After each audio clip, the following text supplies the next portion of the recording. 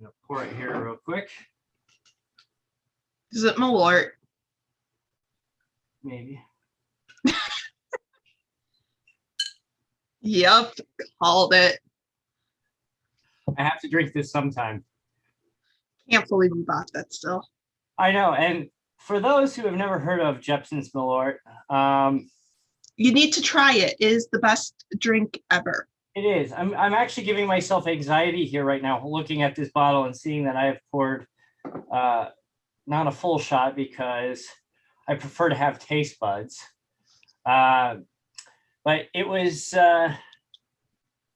Carl Jeppson, who's the creator of this, decided to create this. I'm not sure what category of liquor it is. It's not really a schnapps, is it? No. It's kind of its own thing. We could ask Google. Yeah, we could ask Google. So with this Jeppson's Malört, Mr. Carl Jeppson, allegedly, the reason he thought this tasted good is that he was a heavy smoker and destroyed all his taste buds and said, hey, this is pretty good. And this is like, some people say this is the worst liquor ever. And I'm just like thinking to myself, why am I doing this to myself again? It's a Basque Brandon. Was that English? No. The back of it says, Jeppson's Malört has an aroma and full-bodied flavor of an unusual botanical. Its bitter taste is savored by two-fisted drinkers, which should tell you all you need to know about this stuff.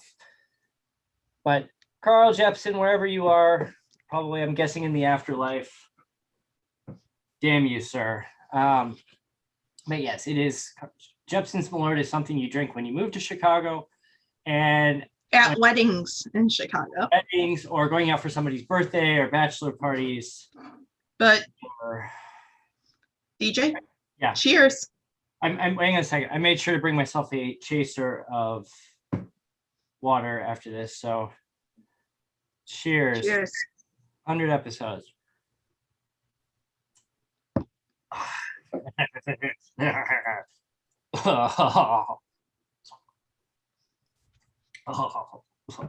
I'm gonna need to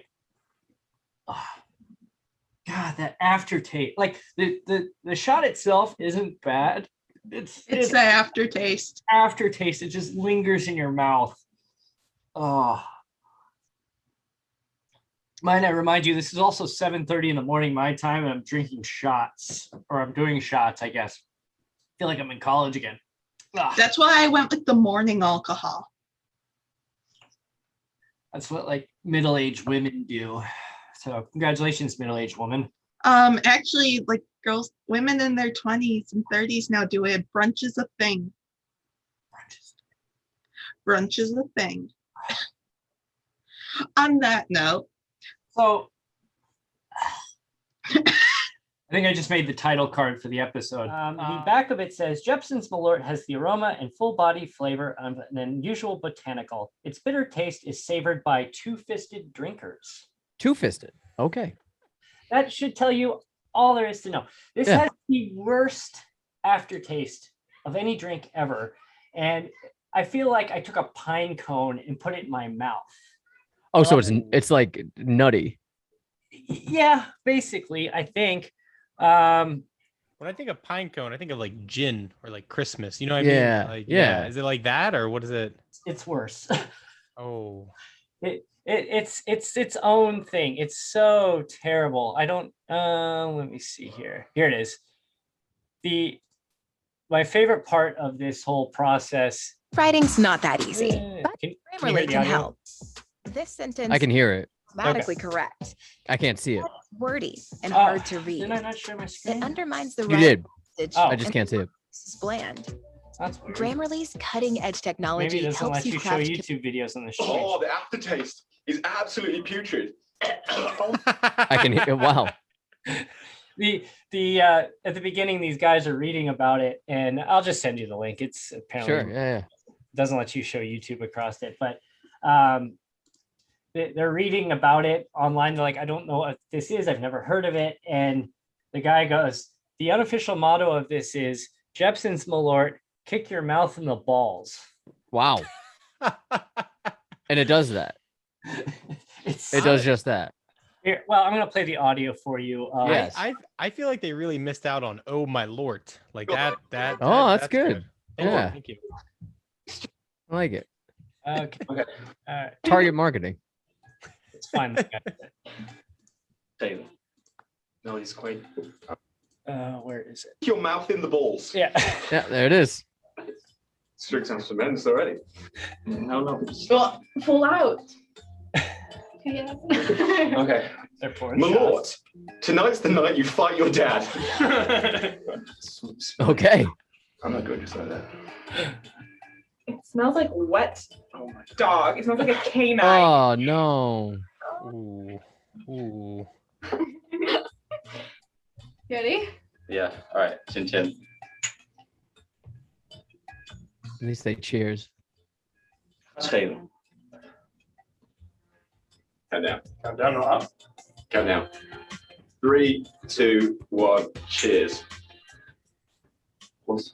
Santé. Taking the shots. How many? Oh, there's different people. They're Oh, from, all right. All yeah, right. they're from all around the world, so they're saying their cheers in their language. Gotcha. All right. Oh, the aftertaste is absolutely putrid. Oh, Oh my god, Steph, that's abhorrent.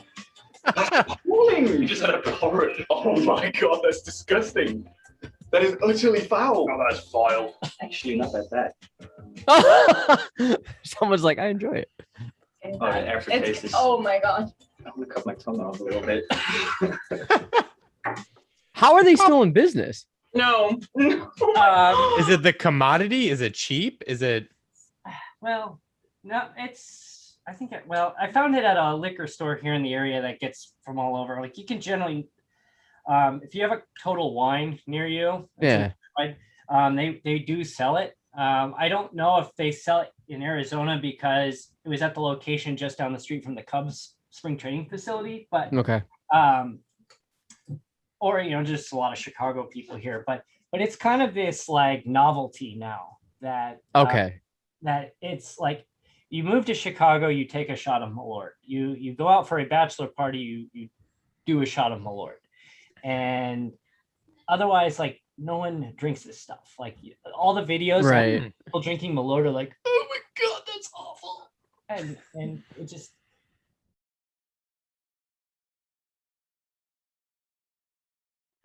You were really close. You were hiding your front teeth away and a lower jaw there from Tom Brokaw. You were like, "Oh, good evening." Good evening. I'm Tom Brokaw from Gheorghe, Washington. So this is And you starting can- off with a bang. Then you combine it with Brian Williams, and there I was in the helicopter A getting helicopter. shot at. But it didn't really happen. and then he downs. And then, welcome to 2020. 2020. I'm Barbara Walters. I thought you meant the year. Like that would have been a perfect entry to the year 2020 there. They did that. They actually, when we cut into the year 2020, somebody posted this like 10-minute long video of Barbara Walters saying, "This is 2020. This is 2020. This is 2020." And it just went on for like 5 minutes. And then Wasn't Stone Phillips in there too? Not to, I don't know. it was mainly Barbara Walters, I think. Okay. She's gonna be like John Stossel too. I'm Obscure news people that we didn't think we'd mention today. So wow, we haven't even formally started the segment yet. So oh shoot. All right. Did you forget to record? Thank you, studio audience. Yeah. Yeah, no, I hit record. This has been recording the whole time. That's fine. Just checking because you're like, oh shoot. No, I shoot. yeah, I didn't have the soundboard up ready to go. Or we're going with the soundboard too there. Awesome. Yes, my other like this one. It was like a watermelon just rolling around on the field. Oh, yes. Yes. You sent me that one. And then we also I have this classic. That's pretty dang cool. That is pretty dang cool. Oh my gosh. Oh my gosh. Oh my. And Oh, then- this Yes, and then when Kate swears, son of a. yeah, except I don't quite get the timing right trying to do that. You're getting a little Fred Norris on me there from the Howard Stern show, though. You're getting pretty good with some of that stuff. I win. Yes. I can fix it in post. We're not live. Did either of you as children have to have your parents like dump your mattress on the floor to get you out of bed for school ever? No, my mom came in and turned on the lights. I had that, but I also was terrified of my father, so I just got up and got out of bed because I didn't want to deal with it. Well, Ralph, thank you. This is good. Welcome to the Dr. Phil show. Oh my God. That sounded more like Tom Brokaw. That's back to your Tom Brokaw. Yeah, then. my It's one accent. He uses it for everything. There's only a handful of impressions that I can do, and what's your best one for the audience? We need to see what your best one is here. I mean, none of them are really good. Let's just go on record with that. That's But what makes it funny, though. I would say probably the one that's the least worst is my Dick Vitale impersonation. Okay, we're on, ladies and gentlemen. All right, ladies and gentlemen, Dick Vitale. Okay, so I'm going to preface this. The other week, Dick Vitale took a lot of heat on Twitter because he went on Twitter complaining that he had a first-class flight from somewhere, wherever he lives in Florida, out to California, and that his food choices for a first-class flight were pathetic. So I'm going to say, this is like an acting class here. Dick Vitale, after finding out that he has to eat a frozen sandwich on his first-class United flight. What are you kidding me? This is awful, baby. What kind of food I pay for a first-class seat, and this is what you give me? End scene. Thank you. Duke, baby, Coach K, yeah. Why don't you go down to Hooters and get yourself some wings, baby? I forgot he did those commercials. I vividly recall one of him dancing in there too, where he's just kind of like, "Oh my God, hey, I'm at Hooters, baby." We had so in Cleveland, Timofey Mozgov. If anybody wants to go look at obscure NBA players who got an insane contract with the Lakers. I still don't know how he did that to this day, but there's a place called Brew Garden up in Cleveland, and he'd always go, "Come, zero personality. Come to Brew Garden, get quality wings," and like the cheesiest like thumbs up. You can go on the internet and look at this stuff, and of course, since it's not NBA sanctioned, he would wear his Cavs jersey backwards where it would say Mozgov 20 on it, and he would just be eating, and it was just clearly not anywhere league sanctioned at all or anything like that. But he Brew Garden at the corner of 4th Street and Main Street in Brecksville, Ohio, and like he would take a swig of beer or something like that. It was hilarious. That reminds me of those Snickers commercials from the 90s where they had Gheorghe Muresan. Did you ever see those?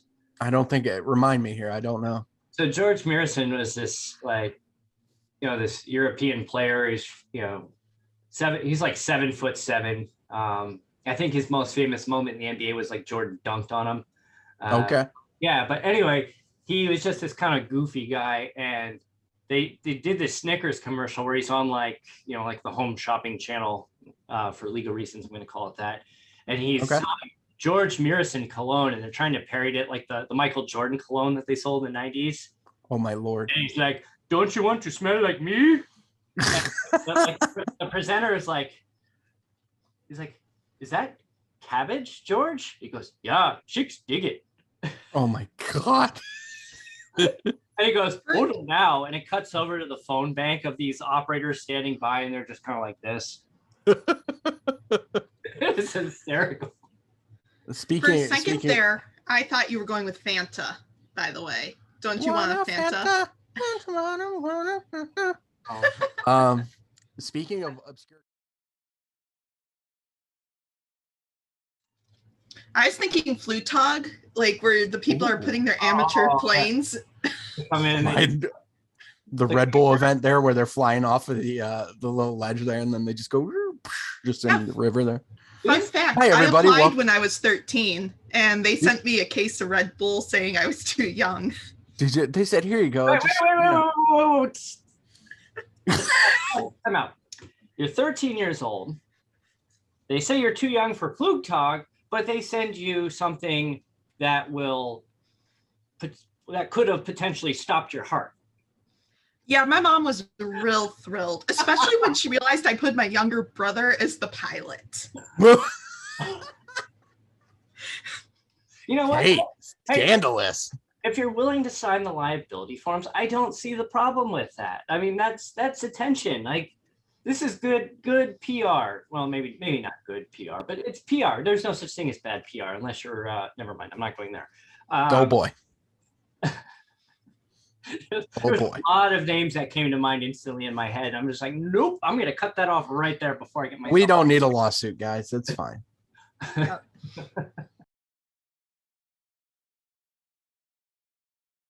show where they said the average podcast stops after 3 episodes. You're in the top 1% if you get to episode 21. Oh wow. Okay. Really? Then I'm in like the 0.000. Yeah. Doctor Strange a million. Yeah. Yeah. All 1%ers here. Yeah. We are the theoretical billionaires of the podcasting sphere. No, but yeah, that's first of all, Kevin, that's an incredible accomplishment. That's really good. The consistency is what. No doubt. The consistency is what makes it key. I had to stop South of the Six at episode 200, and for me, that was a marathon in and of itself. But joining up with Jay Bird watching, and we're pumping out content on a weekly basis as well.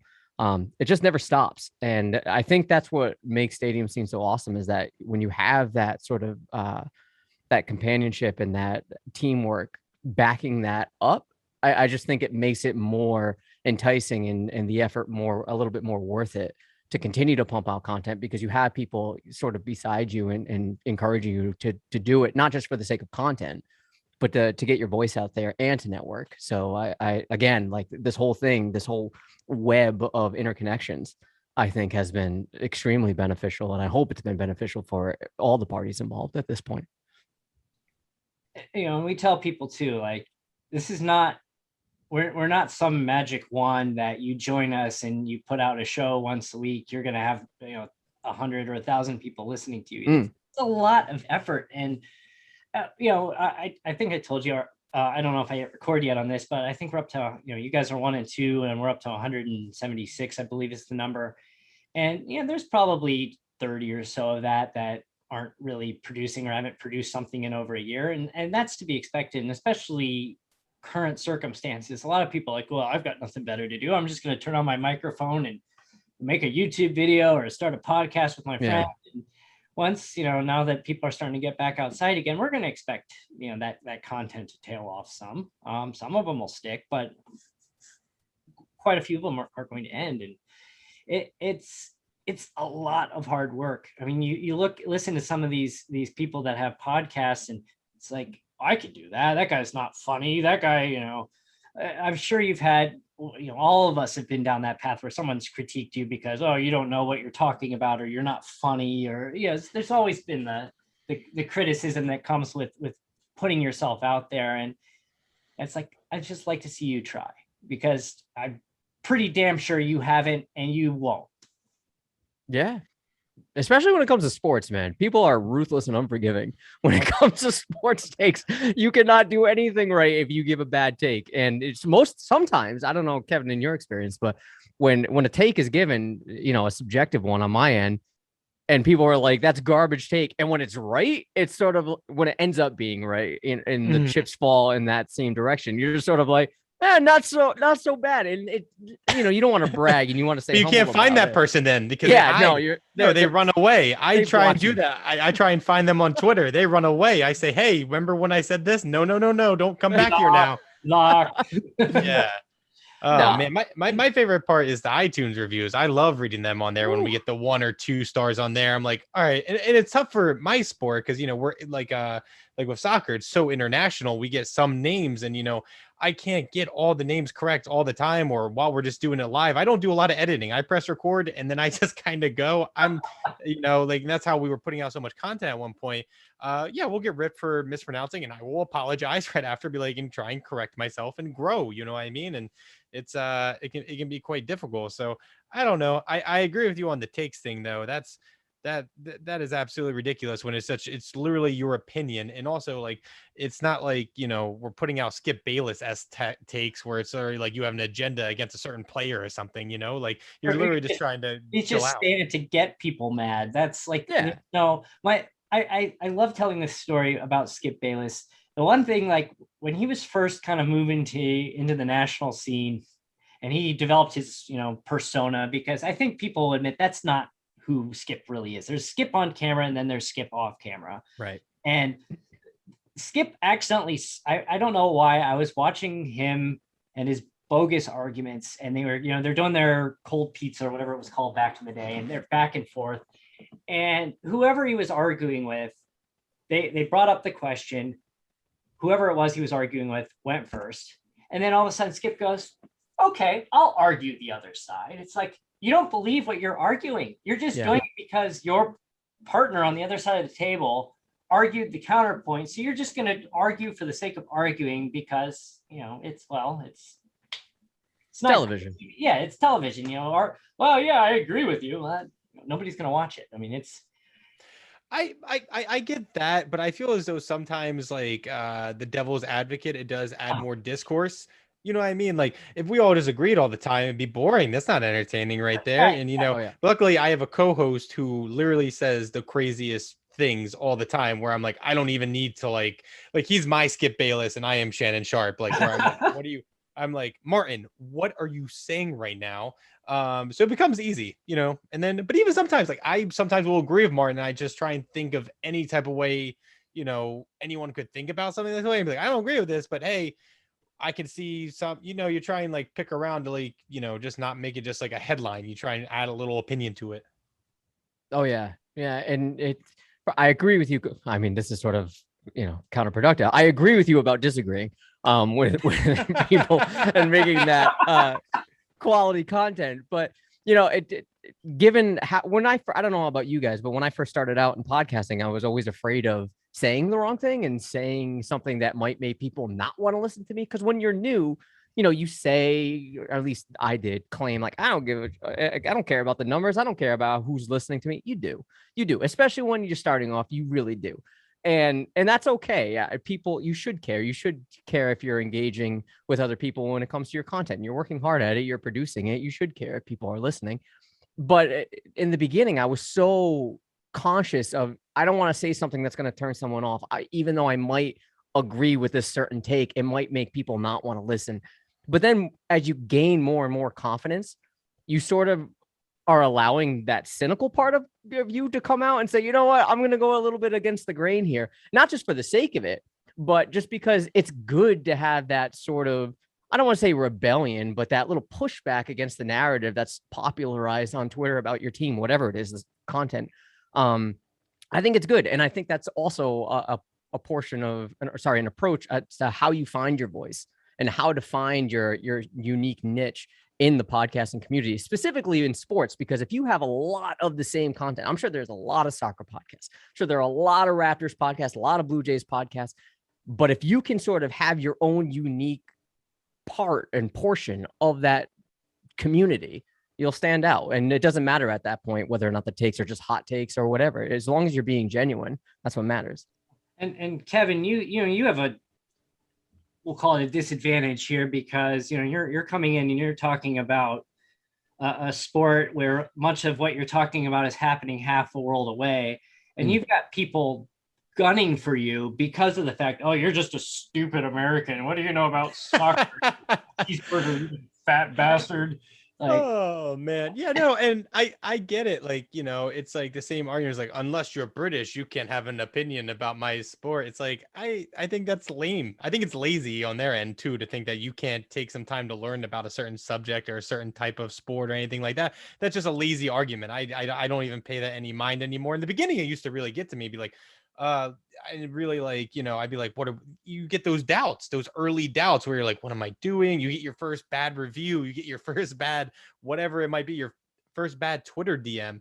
I remember, and I think DJ, you saw this, where a UK soccer podcast accused us of stealing their idea for a soccer pod, and we were literally like, what are you talking about? That is absolutely insanity. And their criteria was it was drinking and talking about soccer. I'm like, there's literally a billion of those. What are you talking about? All of them. Yes. Yeah. Yes. It's oh my God. McDonald's, McDonald's stole the concept of making a quick cheeseburger from Burger King stole. Yeah, exactly. So I totally understand what you're saying though. Like it's the like, oh, you're a foreigner trying to talk, and it's almost like they're insecure about it. They're insecure that someone else that's not them could have an opinion about something that they care about. It shows insecurity, immaturity for sure. And we've just like pushed on right through that because we have a great American audience. We have several audience members from overseas, wherever they might be. And we just go like, hey, they're enjoying it. You don't have to enjoy this content. Just to let you know, you do not have to listen to us. Go enjoy your own British content. We have people around you that, do enjoy, and want to hear a different side of things from, an American. And, it's funny too, because like, I'm not going to try to, not stereotyping here, but it seems like the people that do come after you more often than not are British. Yeah, no, I 100% agree. Most Americans like, I just enjoy having more American soccer content because they're like, and like Adam was saying, there are like 100, or so American soccer podcasts, but compared to the football, compared to the basketball, compared to baseball, whatever, that is still not even the tip of not even close to how many those are compared to soccer. But yeah, I would say most of our criticism comes from like Brits, and again, like I just say, like, get a new get a new thing. Like I get it, like you can say I'm American, but we're almost at 300 episodes, so I must have learned something by now. Like you can't say I haven't learned anything if I've literally been doing this for this long. Like at some point you have to give up this narrative. Yeah, man. Yeah, I'm really surprised how similar experience that we've had. Not really, given the circumstances, but I live in New England, right? I live in Rhode Island, and most people are like, where the hell's Rhode Island? And they think I'm saying Long Island, right? Always. But I digress. And I'm a huge fan of the Blue Jays and the Raptors, and people are like, go if I'm here and they hear that, they say go back to Canada, and I say I was born here, bro. And and if someone doesn't like my takes from Canada, they say like your own team. But this is coming from the same types of, and I don't want to generalize Raptors and Blue Jays fans, great fan base. I love them, obviously. But a lot of them are kind of insecure about, hey, I wish the American media, sports media, would pay more attention to our team, and rightfully so. And I'm saying, hey, you have someone that lives and dies by this team, that lives in enemy territory in the Boston area, that's covering your team. Shouldn't you want to embrace that? Isn't this exactly what you're asking for? But I guess it's because it's not on a national scale, it's not good enough. So there have been plenty of times where I've gotten emails or tweets or whatever saying, don't tell me how to like my team. Don't tell me how to like my sport. I remember when the Raptors were the hottest thing going, and I said, the Raptors are the number one team in Canada right now. It's not even an argument. And I had Maple Leafs fans come at me saying, you picked the wrong fight there. Yes. And they were like, yo, don't tell me, look at this American telling me to like a different sport. I'm like, that's not what I'm saying. And at the end of the day, I'm just like, I want to try to kill him with kindness. And I just say things like, hey, man, I appreciate your take. I kind of disagree. I hear what you're saying, but let's just agree to disagree. And they don't know what to say. What up, Kate? You're here. Hey, Kate. We had a time zone mishap, apparently. You texted me 6 p.m. I said 6 p.m. East. No, you did not. East Coast. East Coast, Beast Coast. Don't worry, I'll screenshot it and send it to you. That is what it is. But yeah, I get the pushback. We're talking about picking fights with Canadians. So, Kate, you have some experience with that. I get in fist fights all the time. In the Geese format. Yes, what time zone? I hate those assholes. They seem like the nicest people. I've never heard a bad word about a Canadian. I don't know. He's Canadian Geese. Yes. Oh, they're aggressive. They'll come right at you. Oh yeah. That's in fact, they don't have teeth. They actually have cartilage that is super pointy. Same result though, right? Yeah. Yeah. Kate's number one enemy is Canadian Geese. Number two is probably her wrist. Yeah. So if a Canada Geese gets your wrist, it's game over. It's over. Yeah, I'm not coming back from that. You're done. I'm pretty but sure I they're now protected. have Lucy who will protect me. Well, there you go. Hey, the dog, and off it goes. Oh, I see nope. Oh, I see a tail. But yeah, it's. She's not gonna jump up. That's all right. I hear Canada Geese are federally protected. So unfortunately. Yeah, so it's. I mean, you got to pick your battles. If you're going to do it, make sure it's in a dark alley. What about the people who make those jackets and people get mad about it? Aren't they like mad about the geese? I don't think they're from Canada. Or no, those are not made in the US because you can't kill the Canadian geese. Yeah, they're in Canada. Okay. Federally in Canada, they're just like, like the protests for like those $1,000 like really warm coats and people are real mad about it. Okay. Oh yeah. All right. And again, people have been protesting that birds aren't real. That's true. Oh, well, that's true. It is true. The Canadian goose or Canadian geese, I think, are the only bird that if you charge at it, it will either hold its ground or it will charge back at you. Oh yeah, they're fearless. Yeah. So I just flip them off every time I drive past them. Yeah. But going back to the topic of killing with kindness, that's just what I've learned, and it's worked out for me. And Kevin, I don't know if it's worked for you when it comes to people that disparage you because of your nationality, and obviously that means your sports takes are all wrong. Obviously, I mean, your basketball or your lemon ball. Yeah, you don't know. Yeah, or hand egg. That's what they love calling, football. It depends. I've usually just tried to ignore it. Sometimes I just be like, okay. Sometimes like Twitter allows me to be mean sometimes. And I'm really a nice person, but like sometimes I'm just like, all right, man, like what's up? What's going on? Like, and it's just, sometimes, when we had the accusation of someone stealing someone else's show, I got very mean because I was like, this is, working on this. I've been working on this thing so hard for years now. I'm not going to come someone say that all that work was based on a stolen idea. That's absolutely crazy. I would never let someone say something like that. But I don't know. I think killing with kindness is one way, but I feel like British people aren't my audience. Like, I mean, if a British people like hurts me, I'm just like, hey, if you don't like my show, like you're not my target audience. If you do like us, cool, nice one. Yeah, let's hang out, have a bev, bruv. Yes, some Malört together, to clear the air. But like I'm more upset if like an American someone says that like this show is bad. I'm like, okay, like I want to work on that because you guys are the ones I want to do it for, or I get to just hang out with my buddy and drink and talk about soccer. Either way, I don't care. Yeah, it's fine. Yeah, you develop a pretty good sense of thick skin, and at the same time, you learn how to stand your ground. It's definitely that weird balance of, no, I think I'm good on this one, but if you have enough people criticizing you or constructively for the same thing, you got to be open to it. And that's another thing that I've learned from podcasting, man. It's just the interpersonal skills and the communication skills and the ability to say, okay, I'm not all that. I'm really not shit. But you are the only one here who is in the top tier of iTunes Canada. You got to number one in iTunes Canada as an independent. Nice. Not affiliated with any major organization. I mean, that's an amazing accomplishment. That's badass. Yeah, that's awesome. It was. I mean, thank you. And I don't want to take anything away from that because it is something that I'm proud of. But the Raptors winning the championship made a big part of that being a reality because people wanted content. But yeah, it is interesting. And DJ, I still have the card.